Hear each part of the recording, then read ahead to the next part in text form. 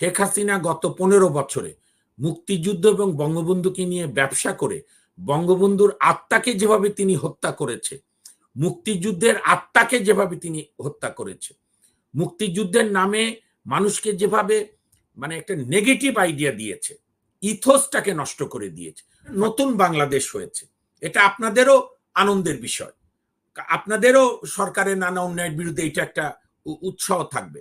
ক্ষমতার পালাবদলের জন্য ছাত্ররা রক্ত দেয়নি, এক দখলদার থেকে আরেক দখলদারে যাওয়ার জন্য জনগণ রক্ত দেয়নি। কালকে বোধহয় গ্লোবাল কি কনফারেন্স ছিল নরেন্দ্র মোদী সাহেব সভাপতিত্বে অনলাইনে, সেখানে ইউনূস সাহেব বলেছে নরেন্দ্র মোদী সহ অন্যান্য এক্সেলেন্সিদের, নরেন্দ্র মোদী ভারতের মাননীয় প্রধানমন্ত্রী সহ, যে প্লিজ আপনারা তাড়াতাড়ি বাংলাদেশে বেড়াতে আসুন, না হলে আপনি মিস করবেন। সুকান্তদাকে বলি, আপনি যদি অনলাইনেও দেখেন, বাংলাদেশের চ্যানেলগুলো যায় কিনা জানি না, ইউটিউবে যদি দেখেন, আমাদের বাচ্চা বাচ্চা ছেলেমেয়েরা কোত্থেকে রং আসছে, কোত্থেকে কলম আসছে, কোত্থেকে স্প্রে করে, ওইটাও আমি এবার দেখলাম। সমস্ত যে কে কারা ভেঙেছেন না বলে সমস্ত জায়গাগুলো যেভাবে ফ্রি গ্রাফিটি করেছে, মুক্তিযুদ্ধের ছবি দিয়ে, কৃষকের ছবি দিয়ে, শ্রমিকের ছবি দিয়ে, এ একটা নতুন নতুন বাংলাদেশ হচ্ছে। পুলিশ 5 দিন ছিল না, যে পরিমাণ অপরাধ হওয়ার কথা তার 100 ভাগের 1 ভাগ হয়নি।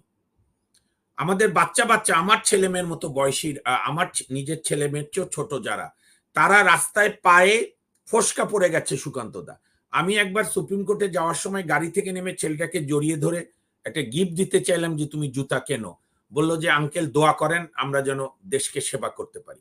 এটা একটা নতুন বাংলাদেশ হয়েছে, এটা আপনাদেরও আনন্দের বিষয়, আপনাদেরও সরকারের নানা অন্যায়ের বিরুদ্ধে এটা একটা উৎসাহ থাকবে। এইখানে হিন্দু ধর্ম বা সংখ্যালঘুদের ওপরে হামলা যে বাংলাদেশে কোনোদিন হয় না, এইটা যারা বলে আমি তাদের সঙ্গে একমত না। মাঝে মাঝেই হয়, ঠিক যেরকম আপনাদের ওখানেও সংখ্যালঘুদের হয়। বিশ্বের যেখানেই সংখ্যালঘুরা থাকে, যেমন ইসরায়েলে আমাদের ফিলিস্তিনি ভাই বোনেরা বা অন্যান্য জায়গায়, একটা দেশের সংখ্যালঘুদের সঙ্গে আপনি ব্যবহার কি করবেন, এইটা দিয়ে বোঝা যাবে আপনার মানবিকতা কোথায়। এটা হচ্ছে সভ্যতার মাপকাঠি। তো সেদিক দিয়ে আমি মনে করি যে আমরা ভুল বোঝাবুঝির সুযোগ নেই, কারণ আমি ব্যক্তিগতভাবে বিজেপি রাজনীতিকে অপছন্দ করলেও ভারতের, আমি শেষ করছি মনি, ভারতের একজন বিজেপি হলো একজন জাতীয় নেতা অটল বিহারী বাজপেয়ীর একটা বিখ্যাত উক্তি আছে। উনি যখন পাকিস্তানে বাস জার্নি শুরু করলেন সমঝোতা এক্সপ্রেস, তখন সাংবাদিকদের বলেছিল, you can change your friend but you can't change your neighbour. কাজে আমি ভারতের রাজনীতিবিদ, ভারতের প্রতিষ্ঠান, ইভেন আমাদের দেশের রাজনীতিবিদদেরও বলবো, আমরা এমনভাবে প্রতিবেশী দুটি দেশ এই অতীতের ভুল ভ্রান্তিগুলো শুধরিয়ে নিয়ে জনগণ টু জনগণ সম্পর্ক আমরা স্থাপন করি। সরকার টু সরকার, সরকার টু কোনো রাজনৈতিক দল নয়, যেটি কূটনীতিরও ভাষা। এবং নরেন্দ্র মোদী স্বাগত জানিয়েছে, আমি আশা করব উনি ইউনূস সাহেবের দাওয়াত গ্রহণ করে আসবেন, অন্যান্য প্রতিবেশী দেশগুলো আসবে, নানা প্রকার সহযোগিতার মধ্য দিয়ে এগুবে। যেখানে মুশকিলটা হয়েছে যে সুকান্ত দা, আজকে জনগণ এত রাগ হতো না ভারতের মিডিয়া বা ভারতের গভর্নমেন্টের উপরে, এই যে জুলাই মাস থেকে যখন ছাত্ররা শহীদ হচ্ছে, পাখির মতো গুলি করে মারছে, আপনি দেখেছেন সেই ছবি, আবু সাইদ বুক চিতিয়ে দিয়েছে, পুলিশ গুলি করেছে, মনে হচ্ছে বাংলাদেশের হৃদয় ফুটো করে দিয়েছে। সেই সময় যদি মিডিয়াগুলো এই নিউজগুলো দেখিয়ে বলতো, তাহলে একটা গ্রহণযোগ্যতা ছিল যে না, ভারতের মিডিয়া বা ভারতের এস্টাবলিশমেন্ট সব বিষয় কাভারে আনছে। আর বঙ্গবন্ধুর প্রতি সম্পূর্ণ শ্রদ্ধা রেখে আমি বলি, আমার দর্শক বন্ধুরা বলতে চেয়েছে কিন্তু হয়তো গুছিয়ে বলতে পারেনি, বঙ্গবন্ধুর, আমি একটা বলি, 71ও পাকিস্তানিরা বঙ্গবন্ধুর বাড়ি পোড়ায়নি, 75-এর 15ই আগস্টও খুনিরা বঙ্গবন্ধুর হত্যা করেছে, বাড়িতে আঘাত করেনি। এর আগে আওয়ামী লীগ দুইবার ক্ষমতায়, 96 থেকে 2001-এর পর ক্ষমতা ছেড়ে গেছে, 32 নম্বরে কেউ একটি গাছের পাতা মারেনি, ছেড়েনি। এটি হয়েছে কি জানেন, 75-এর ঘাতকরা বঙ্গবন্ধুকে হয়তো শারীরিকভাবে খুন করেছিল, আমরা তাদের বিচার করেছি, কিন্তু শেখ হাসিনা গত 15 বছরে মুক্তিযুদ্ধ এবং বঙ্গবন্ধুকে নিয়ে ব্যবসা করে বঙ্গবন্ধুর আত্মাকে যেভাবে তিনি হত্যা করেছে, মুক্তিযুদ্ধের আত্মাকে যেভাবে তিনি হত্যা করেছে, মুক্তিযুদ্ধের নামে মানুষকে যেভাবে একটা নেগেটিভ আইডিয়া দিয়েছে, ইথোসটাকে নষ্ট করে দিয়েছে।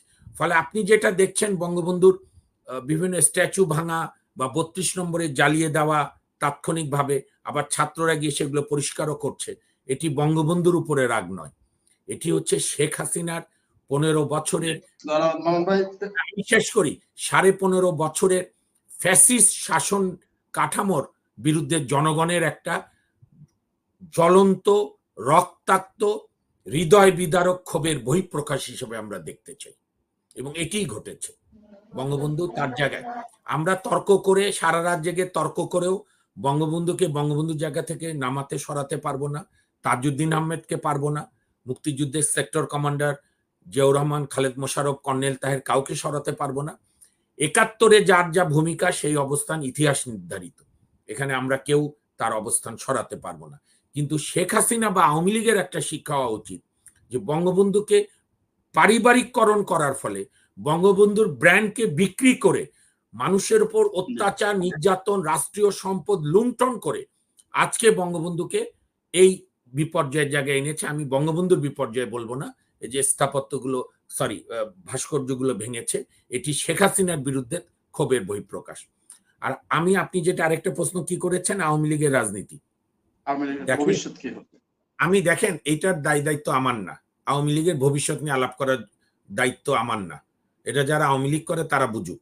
আমি যে নাগরিক হিসাবে যেটা বুঝতে চাই, এই সরকার, এই অন্তর্বর্তীকালীন বা বিপ্লবী যে সরকার বলি, আমি মনে করি ক্ষমতার পালা বদলের জন্য ছাত্ররা রক্ত দেয়নি, এক দখলদার থেকে আরেক দখলদারে যাওয়ার জন্য জনগণ রক্ত দেয়নি, প্রতিশোধ নেওয়ার জন্য জনগণ রক্ত দেয়নি, এক চেয়ার ফাঁকা হবে, এক ব্যক্তি আরেক ব্যক্তি সে চেয়ারে বসবে গায়ের জোরে, তার জন্য জনগণ ছাত্ররা রক্ত দেয়নি। ছাত্ররা যে কথা বলেছে, ডক্টর মোহাম্মদ ইউনূস আজকে তার প্রতিধ্বনি করেছেন, উনি আবারও রিইটারেট করেছে, আমি ৩০ সেকেন্ডে শেষ করছি, যে ছাত্রদের আবদারে, অনুরোধে আমি দায়িত্ব নিয়েছি। আমি মনে করি এই মাসের শেষে, অর্থাৎ অগাস্টের শেষে, উনি বিএনপি সহ আবার রাজনৈতিক দলগুলোর সঙ্গে বসবে, গণতন্ত্র মঞ্চ, জামাতে ইসলাম, ইসলামী আন্দোলন সহ, জাসদ সহ, অন্যান্য গণফোরাম সহ সকল দল, ইসলামী শাসনতন্ত্র আন্দোলন থেকে যারা চরমোনাই, পীর সাহেব, ইউনূস সাহেব যেটা দেবে আমার দৃঢ় বিশ্বাস, বিচার বিভাগে কিভাবে সংস্কার হবে, পুনর্গঠন, প্রশাসন কিভাবে হবে, পুলিশ অ্যাক্ট পরিবর্তন করে কিভাবে পুলিশকে কোনো সরকারের কোতোয়াল না করে, ইভেন সুকান্ত দা যে প্রদেশে থাকে, আমি সমস্ত ওই প্রদেশের পশ্চিমবঙ্গের বিরোধী দলগুলোকে শুনি যে ওই পুলিশ পশ্চিমবঙ্গের পুলিশ না, এই পুলিশ মমতার পুলিশ, এটা সিপিএমও বলে, কংগ্রেসও বলে, বিজেপিও বলে। এই অভিযোগগুলো আছে, গণতান্ত্রিক দেশেও আছে, যাতে পুলিশ যাতে রাজনৈতিক দলের কোতোয়াল হিসেবে ব্যবহৃত না হয়। শিক্ষা ব্যবস্থা, নির্বাচন কমিশন সংস্কার করে একটি লেভেল প্লেইং, অবাধ, সুষ্ঠু, নিরপেক্ষ নির্বাচন, আর রাজনীতিবিদদের ক্ষমতা ছাড়ার অভ্যাস করতে হবে। ক্ষমতায় গেলে আর ক্ষমতা ছাড়বো না, বাংলাদেশের রাজনীতিবিদদের এটা একটা ইনবিল্ট বাজে অভ্যাস হয়েছে, এইটা থেকে বেরিয়ে আসতে হবে। আপনি দেখেন ইংল্যান্ডে প্রধানমন্ত্রীর অফিসিয়াল, শেষ করছে ৫ সেকেন্ড, প্রধানমন্ত্রীর অফিসিয়াল ভোটের রেজাল্টই ডিক্লেয়ার হয় না হাউস অফ কমন্সের। ঋষি সুনাক আগেই ২টা সুটকেস নিয়ে ১০ নম্বর ডাউনিং স্ট্রিট থেকে বেরিয়ে যায়। আমরা সেইটা চাই। রাহুল গান্ধী আপিল করার আগেই রাহুল গান্ধী এমপিশিপ চলে গিয়েছিল, রাহুল গান্ধী তার সরকারি বাড়ি ছেড়ে দিয়েছে হাসতে হাসতে। আমাদের এই প্রবণতাগুলো থাকতে হবে, ত্যাগের মহিমা থাকতে হবে, আর জনগণকে তার মালিক হিসাবে স্বীকার করতে হবে। আপনি রাজনৈতিক নেতা নেত্রী, আপনি মালিক না। আমি শেষ করছি শেষ একটা কথা বলে, ভারতের দলিত নেতা মহাত্মা গান্ধী নেহরুকে অনুরোধ করেছিল যে তুমি বাবা সাহেব ভীমরাও আম্বেদকরকে পার্লামেন্ট মন্ত্রিসভায় নাও, এবং বাবা সাহেব ভীমরাও আম্বেদকর যে ভারতের সংবিধান দিয়েছে, একটা অন্যতম ভালো সংবিধান, সেই বাবা সাহেব আম্বেদকর যেটা বলেছে, আমি আবার আমার দর্শকদের মনে করিয়ে দিতে চাই। আম্বেদকর বলেছেন, যখনই জনগণ বা রাজনৈতিক দলের নেতা কর্মীরা নেতা নেত্রীকে সম্মানের পরিবর্তে ভক্তি শুরু করবে, দেবদেবী বা নবীর মতো করে মানতে থাকবে, স্বৈরতন্ত্রের শুরু সেখান থেকে শুরু হয়।